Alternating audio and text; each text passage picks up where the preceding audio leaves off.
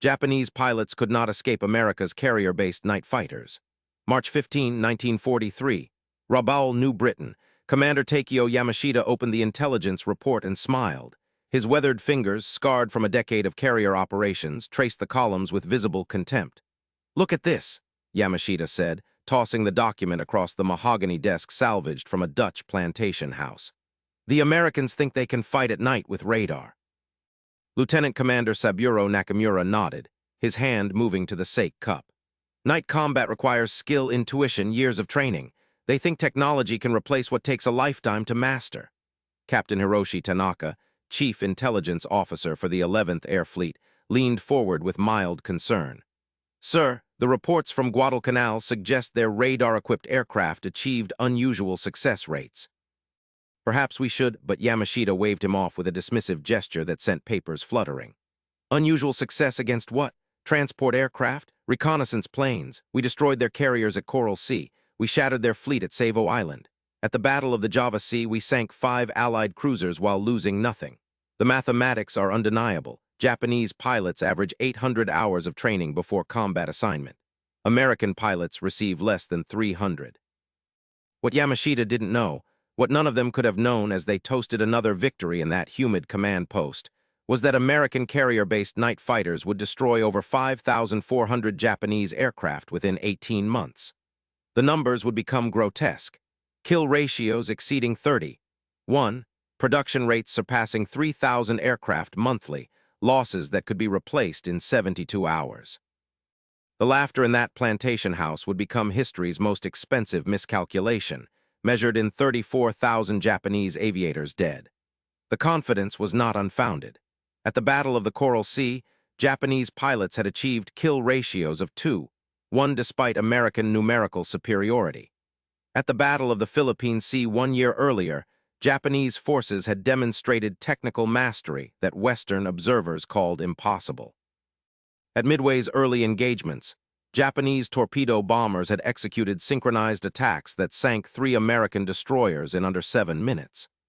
Commander Yamashita himself had led the attack group that destroyed the carrier USS Lexington, personally accounting for 2 bomb hits that penetrated the flight deck and detonated in the hangar bay.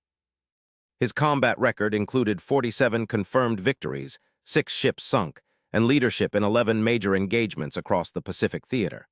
The Mitsubishi A6M0 possessed specifications that American fighters could not match in early 1943.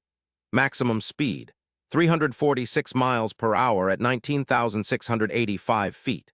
Rate of climb, 4,517 feet per minute. Range, 1,929 miles with drop tanks. Service ceiling, 38,520 feet. Wing loading that enabled turns inside any American fighter's turning radius. Japanese pilots could execute a full 360-degree turn in under 16 seconds at combat altitude. American Wildcats required 21 seconds for the same maneuver. The technical superiority was measurable, documented, and had been proven in dozens of engagements across 2 years of war. American failures provided additional evidence. The Brewster Buffalo had been withdrawn from frontline service after suffering catastrophic losses in every engagement. The F-4F Wildcat, the Navy's primary fighter, had achieved kill ratios barely exceeding 1:1 against Japanese aircraft. The TBF Avenger torpedo bomber suffered 70% losses during its first combat deployment at Midway. American night operations had consisted primarily of defensive patrols that rarely made contact with enemy aircraft and achieved virtually no confirmed kills. The United States had no operational doctrine for carrier-based night fighter operations, no specialized training program, and no aircraft specifically designed for the mission. Commander Yamashita's achievements represented the pinnacle of Japanese naval aviation. He had trained for 12 years before his first combat mission, accumulating over 1,400 hours of flight time in increasingly advanced aircraft. His marksmanship scores ranked in the top 2% of all Imperial Navy pilots. He had survived 4 aircraft crashes, 2 forced landings at sea, and direct engagement with over 90 enemy aircraft.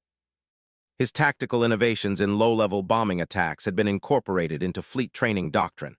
The Navy had awarded him the Order of the Rising Sun for his leadership during the Philippines campaign. Captain Tanaka's intelligence assessments told a different story, but his reports gained no traction among the command staff. American industrial capacity is increasing at rates that exceed our projections, Tanaka reported during weekly briefings. Radio intercepts suggest radar development programs involving hundreds of researchers and unlimited funding. Their losses in the Solomons campaign have been replaced within weeks, not months. He presented shipping manifests captured from a downed American transport aircraft, showing production numbers that seemed impossible. 2,100 fighters manufactured in January 1943 alone, compared to Japan's total production of 740 aircraft of all types during the same period. The command staff dismissed the figures as propaganda, disinformation designed to intimidate Japanese forces. Lieutenant Commander Nakamura provided the combat perspective that reinforced institutional confidence. "I engaged 6 American fighters over Bougainville last month," Nakamura stated during the same briefing where Tanaka's warnings went unheeded. "Their tactics were predictable, their gunnery poor, their formations loose. We destroyed 4 while losing none. American pilots lack discipline. They break formation at the first sign of opposition. They flee when faced with determined attack. Their radar, whatever advantage it provides, cannot compensate for inadequate training and inferior warrior spirit." The mathematics seemed irrefutable. Bethpage, New York, April 1943. Margaret Reardon positioned the rivet gun against the aluminum panel while her partner, Sarah Chen, held the bucking bar on the opposite side.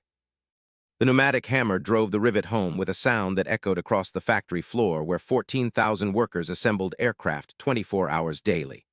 Every 12 minutes, another F-6F Hellcat fighter rolled off the production line at the Grumman factory on Long Island. In January 1941, America produced just 189 military aircraft monthly. By December 1942, production reached 4,100 monthly. By April 1943, the Grumman Bethpage facility was producing 367 Hellcats daily. This single facility was producing more fighters than the entire Japanese aviation industry. Margaret Reardon, previously a schoolteacher from Queens, now operated Station 47 in the forward fuselage section, installing 2,840 rivets per 8-hour shift. She installed more rivets in a single day than the average Japanese aircraft factory worker installed in a week. Her production station, one of 847 in the facility, completed 16 fuselage sections daily. The section she worked on Monday would be a complete aircraft by Friday, assigned to a carrier task force by the following Monday, and potentially engaged in combat by the end of the month. Margaret's productivity rate exceeded that of 5 Japanese workers performing equivalent tasks. Her training had lasted 3 weeks. Her shift produced 7 complete aircraft. Each aircraft contained 305,466 individual parts, 110,000 rivets, 1,420 feet of electrical wiring, and 83 separate systems that required inspection, testing, and certification before the aircraft could be accepted for military service. Thomas Washington, from Detroit, Michigan, operated the hydraulic press that formed wing sections. His machine, one of 43 identical presses in Building 7, produced 120 wing panels per shift. His single station's daily output exceeded the total production capacity of the Nakajima Hikoki factory in Nagoya, which produced 18 complete aircraft monthly. Washington had been a Ford assembly line worker before Pearl Harbor. His training for aircraft production had lasted 11 days. He operated machinery that cost $140,000, more than the Imperial Japanese Navy's total annual budget for all training facilities in the Southern Theater. The press he operated consumed 480 kilowatts of electricity per hour, enough power to light a Japanese town of 2,000 residents. His productivity was measured in seconds. Every 127 seconds, another wing panel completed. Every 254 seconds, a complete wing section. Every 12 minutes, enough components for one complete aircraft. Robert Henderson, $1-a-year man from General Motors, managed production scheduling for the entire Bethpage complex. His organizational systems, adapted from automotive mass production techniques, reduced aircraft assembly time from 42 days to 8 days between January and June 1943. Henderson controlled workflow for 14,000 workers across 6.2 million square feet of factory space, operating continuously. His scheduling boards tracked 305,466 individual components for each aircraft, ordering materials, managing inventory, and ensuring that parts arrived at assembly stations in the precise sequence required for efficient production. The system he designed wasted nothing in terms of time, but demonstrated breathtaking waste in terms of resources. Defective rivets were discarded by the bucket load. Aluminum scraps were collected in dumpsters the size of railway cars. The excess production capacity Henderson managed exceeded the total industrial output of the Japanese aviation industry by a factor of 3. Americans discarded 4,800 pounds of aluminum scrap daily from the Bethpage facility alone. Japan's entire aviation industry allocated 3,200 pounds monthly for all new aircraft production. The waste from a single day's production at one American factory exceeded an entire month's allocation for the nation attempting to fight the United States to a standstill across the Pacific. Workers swept aluminum shavings into bins that would be taken to recycling centers, but the recycling centers themselves often discarded material that failed to meet purity standards. Japanese factories collected aluminum fragments with tweezers, weighed them on precision scales, and allocated them by the gram to specific aircraft projects. The waste from the Grumman factory's quality control testing exceeded Japan's combat allocation for the entire Gilbert Island's garrison. Engines were run at maximum power for 50 hours before installation. If performance fell below specifications by even 2%, the engine was rejected. Rejected engines were either rebuilt or stripped for parts, but the testing process consumed 340 gallons of aviation fuel per engine. The Bethpage facility rejected an average of 47 engines monthly, consuming 15,980 gallons of fuel in testing alone. The Japanese garrison at Tarawa received 9,400 gallons of aviation fuel monthly for all combat operations. Workers threw away fasteners that failed inspection at rates that would have equipped the entire Japanese Naval Air Force for a year.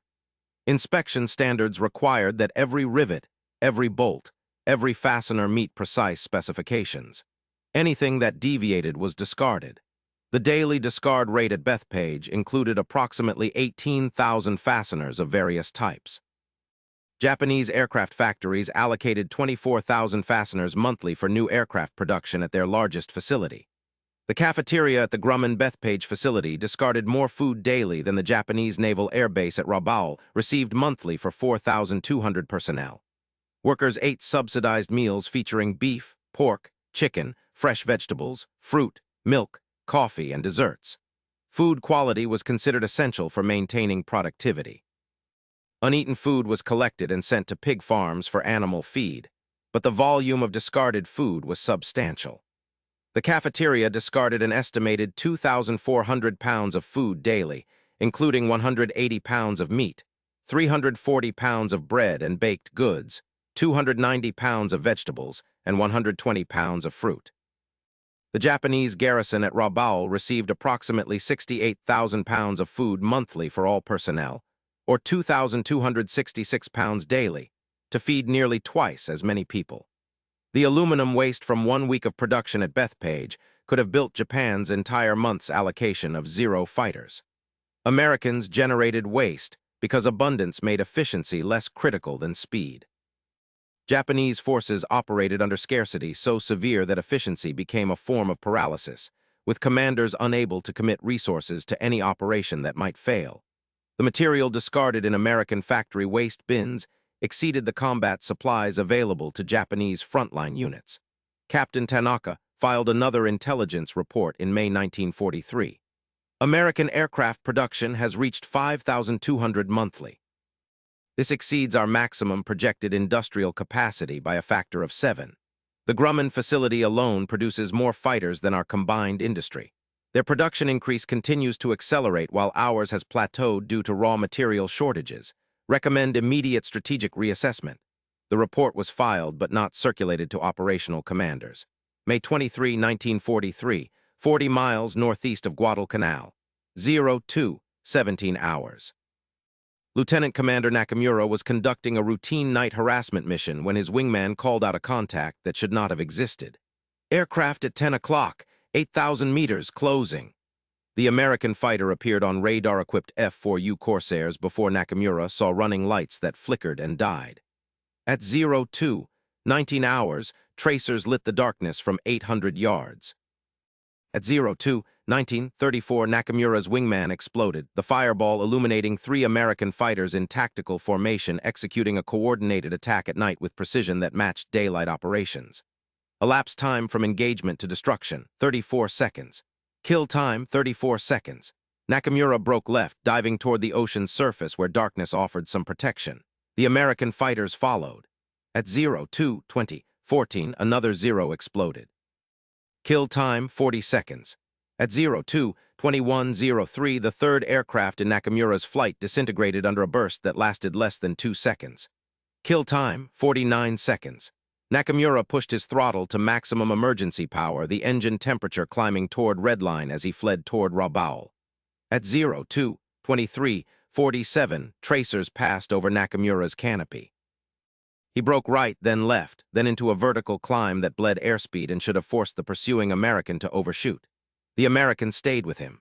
At 02, 24, 16, more tracers. At 02, 24, 31, Nakamura felt impacts in the fuselage. At 02, 24, 50, his instrument panel disintegrated. At 02, 25, 02, he bilayed out, the parachute deploying as his aircraft fell away trailing flames. Kill time, 5 minutes, 43 seconds. Total engagement duration, 5 minutes, 45 seconds.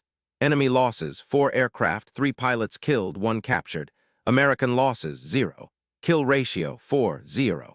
The ammunition expended in this 6-minute engagement exceeded the monthly allocation for the entire Rabaul fighter group's night operations.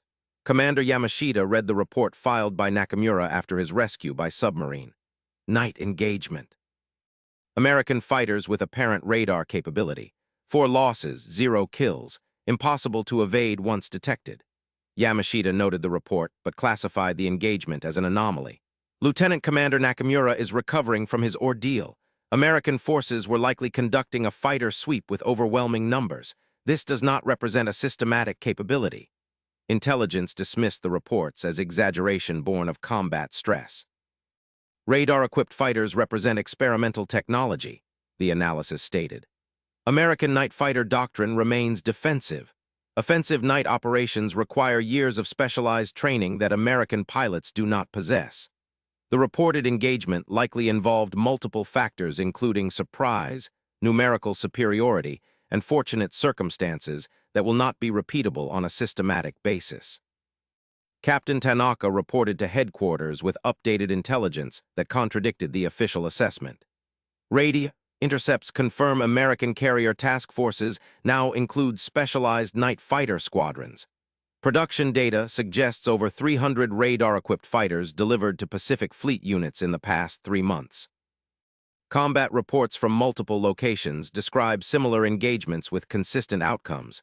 American radar detection, coordinated attacks, Japanese losses, minimal American casualties. This represents doctrine, not experiment.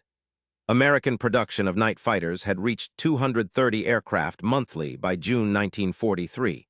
Japanese production of all fighters totaled 620 monthly. A single American facility dedicated to radar equipment produced more units than Japan's entire electronics industry. The Grumman factory was now producing night-capable F-6F Hellcats at a rate of 412 monthly. This single production line exceeded total Japanese fighter production of all types. Americans discarded more radar components in testing than Japan produced in a year. Quality control standards required that every radar set undergo 50 hours of testing under simulated combat conditions. Failure rates ran at 12%, meaning that approximately 28 radar sets monthly failed acceptance testing and were either rebuilt or scrapped. Each failed radar set represented more electronic components than the average Japanese night fighter base possessed for maintenance of all aircraft. The Americans threw away more vacuum tubes in a month than Japan manufactured in 6 months. Workers at the Massachusetts Institute of Technology Radiation Laboratory discarded prototype radar equipment that represented technology Japan would not achieve until after the war. Development work generated waste as researchers built, tested, rejected, and rebuilt equipment in pursuit of improved performance. The laboratory discarded an estimated $240,000 worth of electronic components monthly in the development process. Japan's entire radar research budget totaled $180,000 annually. They tried flying at wave-top level where radar detection became difficult. The Americans modified tactics and detection parameters, achieving contacts at altitudes below 50 feet. They attempted dispersed formations to avoid concentrated attack. The Americans coordinated multiple fighter divisions, achieving radar contact on dispersed aircraft and vectoring fighters to individual targets. They tried radio silence to avoid detection. American radar required no radio emissions from Japanese aircraft to achieve contact. They attempted night operations only during weather that grounded aircraft. Americans flew in weather conditions that Japanese pilots considered impossible, using radar and radio navigation to operate in zero visibility. June 12, 1943, near Bougainville, 03:22 hours. Commander Yamashita led a 12-aircraft strike group targeting American positions on Guadalcanal. The mission plan called for a high-altitude approach, a bombing run at 14,000 feet, and immediate withdrawal before dawn.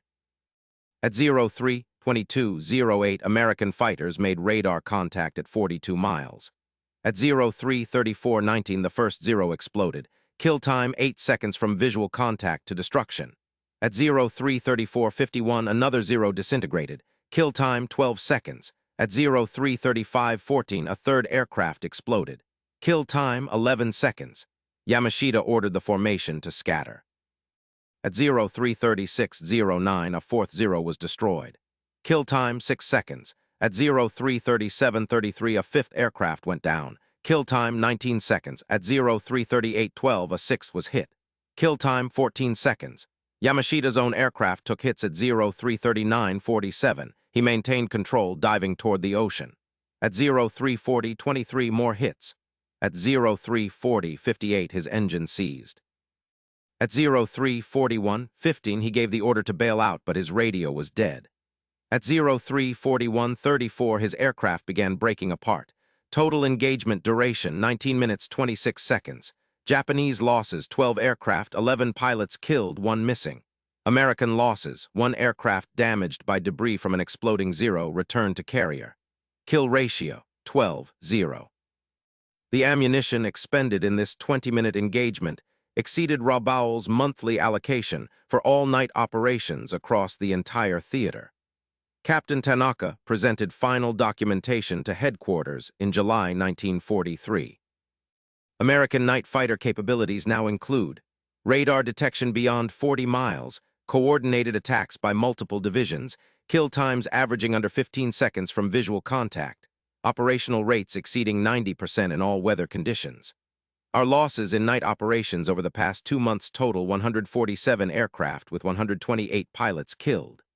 American losses during the same period total 4 aircraft, 2 pilots killed.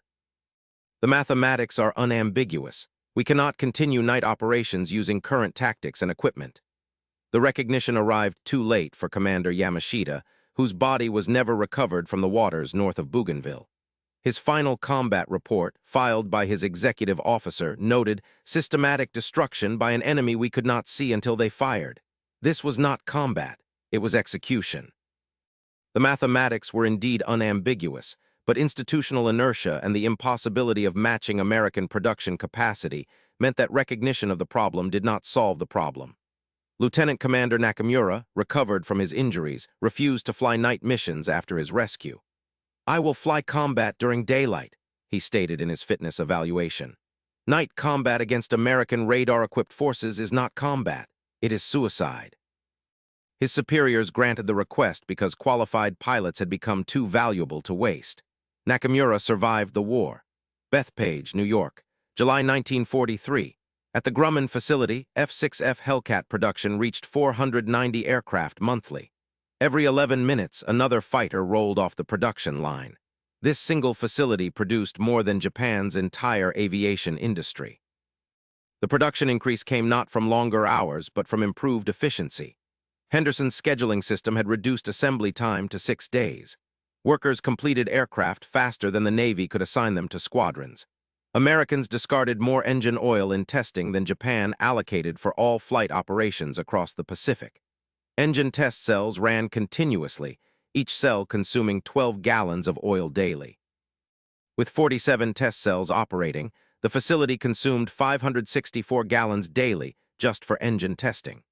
Japanese forces in the Solomon Islands received 380 gallons of engine oil monthly for all aircraft operations. Americans threw away in 1 week what Japanese forces used in a month. Workers threw away steel fasteners that failed hardness testing. The discard rate reached 24,000 fasteners weekly. Each fastener represented machining time, raw materials, and quality control inspection. Americans threw them away because abundance meant replacement cost less than sorting and recertification. Japan's largest aircraft factory received 31,000 fasteners monthly for all production, carefully allocated by aircraft type and installation location.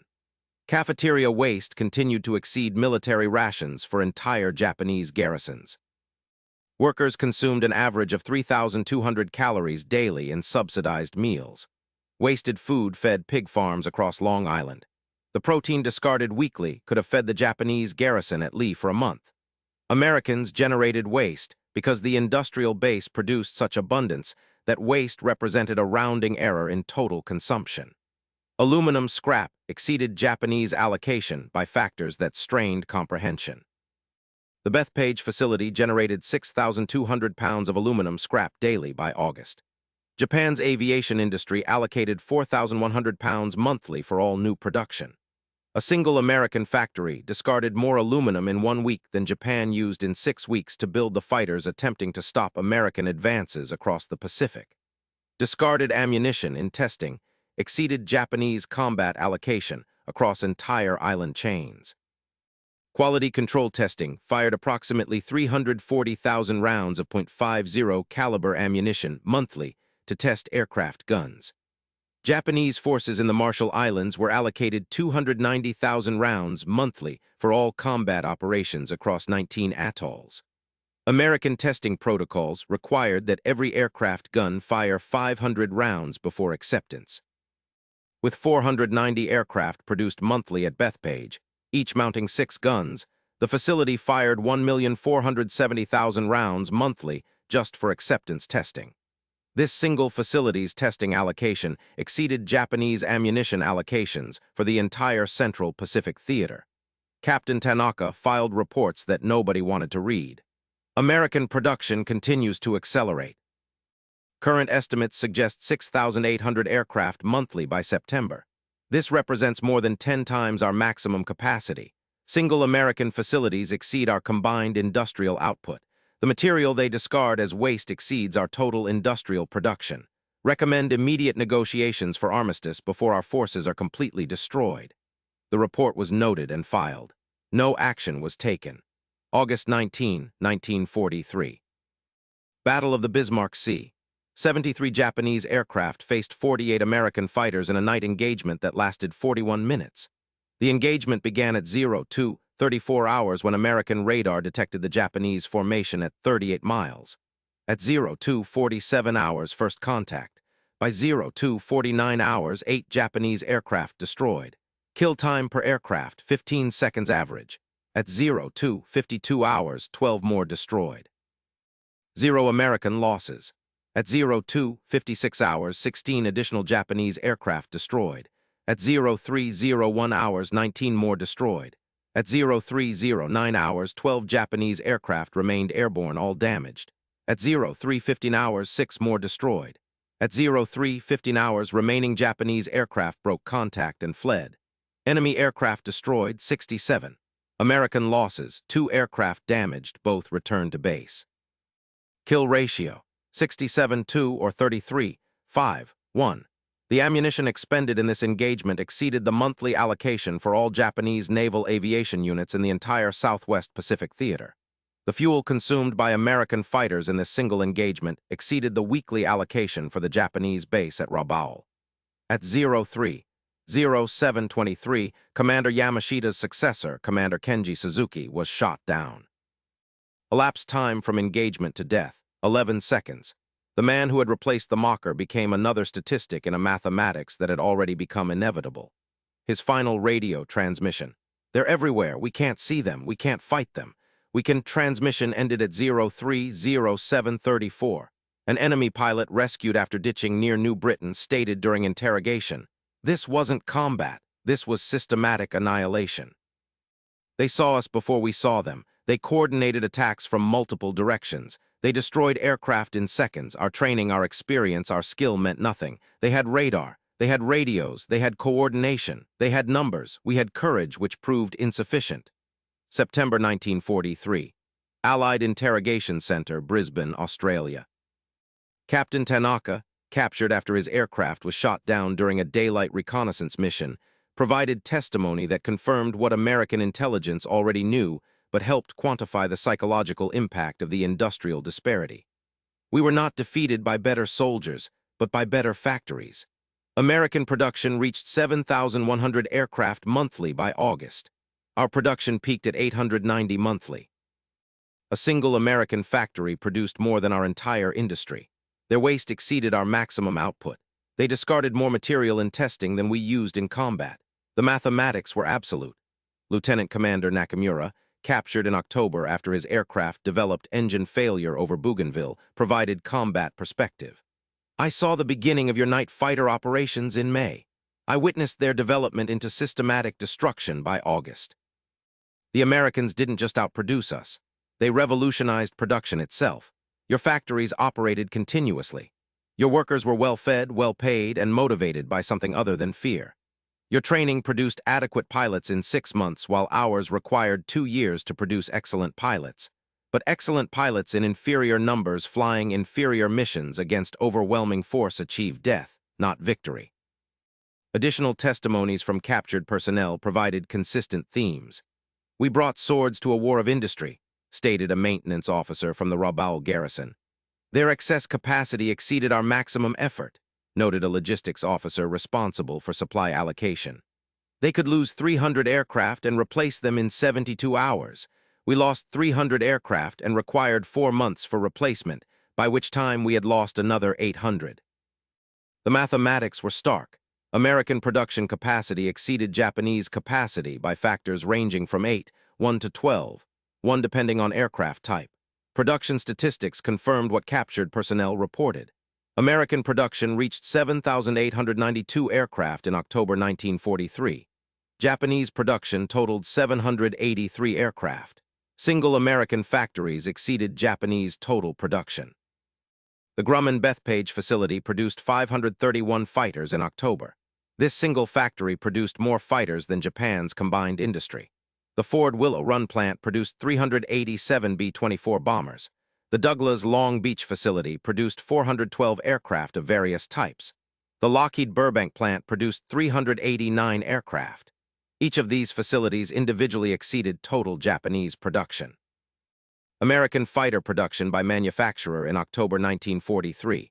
Grumman 531, Republic 423, Lockheed 389, North American 367, Vought 298, Bell 276, Curtiss 189. Total fighter production, 2,473. Japanese fighter production all types, 421. The entire Japanese industry produced less than a single American manufacturer. "We could not match their radar technology," Captain Tanaka continued during interrogation sessions that would last 3 months. "Our research programs lacked funding, facilities, researchers, and time. American radar development involved thousands of scientists and engineers at facilities that exceeded the total capacity of our entire university system. They threw away prototype equipment that represented technology we couldn't produce. Their testing standards rejected equipment that exceeded our best operational capabilities. The Americans won the industrial war before the shooting war began," stated a Japanese naval constructor captured when American forces took Tarawa. "Their industrial base in 1941 exceeded ours by factors we couldn't comprehend. They produced more steel in a month than we produced annually. They generated more electricity daily than we generated monthly. Their transportation networks moved more cargo in a week than our networks moved yearly. We never had a chance in an extended war. The mathematics prohibited Japanese victory." October 1943. The systematic destruction continued. Night fighter operations achieved kill ratios that exceeded 40:1 by late 1943. American losses in night operations from June through October totaled 23 aircraft, with 14 pilots killed. Japanese losses during the same period totaled 1,147 aircraft, with 892 pilots killed. The mathematics were conclusive. Japanese forces could not operate at night against American radar-equipped fighters with any hope of achieving mission objectives or acceptable loss rates.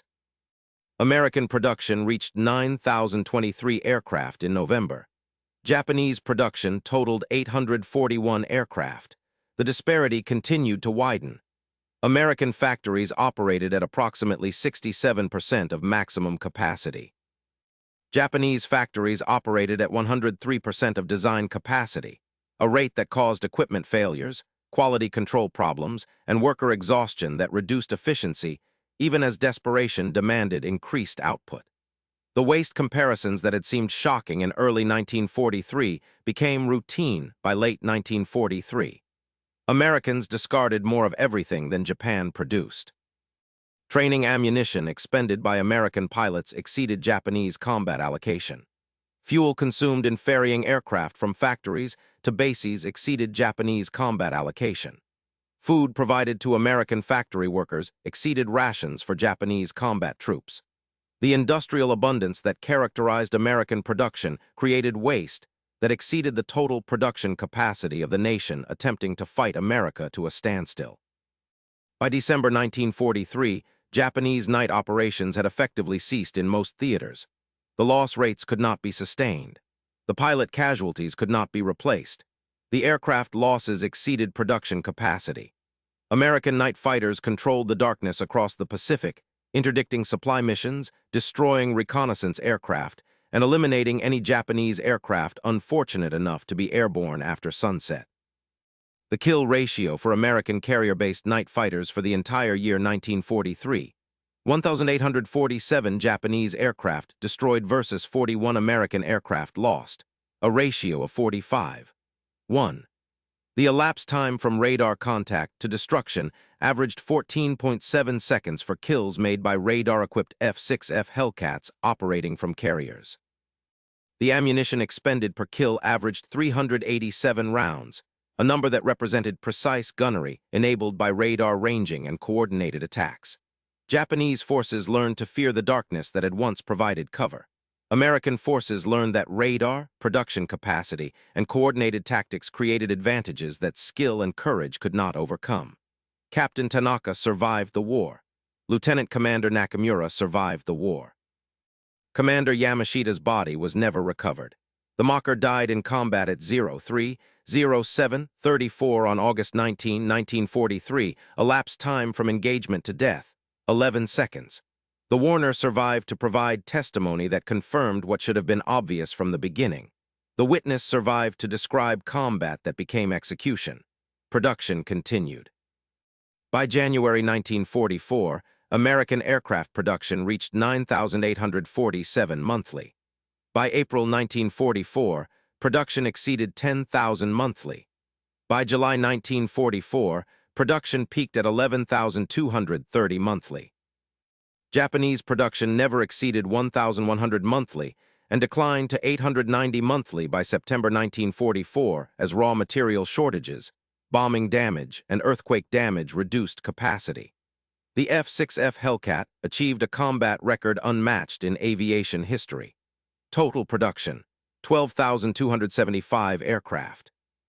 Combat victories, 5,163 Japanese aircraft destroyed in air-to-air combat, plus 1,289 destroyed on the ground. American Hellcat losses, 270 aircraft in air-to-air combat. Kill ratio, 19:1.